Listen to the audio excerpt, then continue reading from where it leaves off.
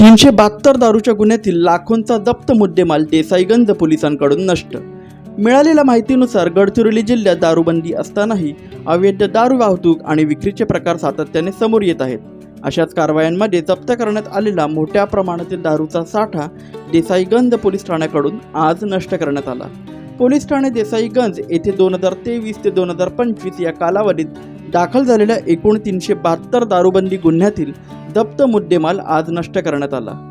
या कारवाईत एकूण 19,67,730 रुपयाचा दारूचा मुद्देमाल नष्ट करण्यात आला। पोलीस अधीक्षक गडचिरोली श्री निलोत्पल यांच्या आदेशानुसार जिल्ह्यातील अवैध दारू विक्री आणि वाहतुकीविरोधात सातत्याने कठोर कारवाई सुरू आहे।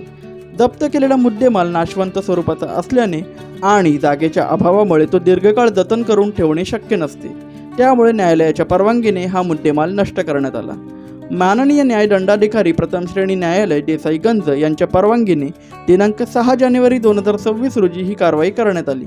ही कारवाई पोलीस निरीक्षक श्री अजय जगताप यांच्या नेतृत्वात आणि राज्य उत्पादन शुल्क विभागाचे दुय्यम निरीक्षक श्री शुभम चौधरी यांच्या उपस्थितीत पार पडली। या कारवाईमुळे अवैध दारू विक्रेत्यांना स्पष्ट संदेश देण्यात आला आहे की जिल्ह्यात दारूबंदी कायद्याची कठोर अंमलबजावणी सुरूच राहणार आहे।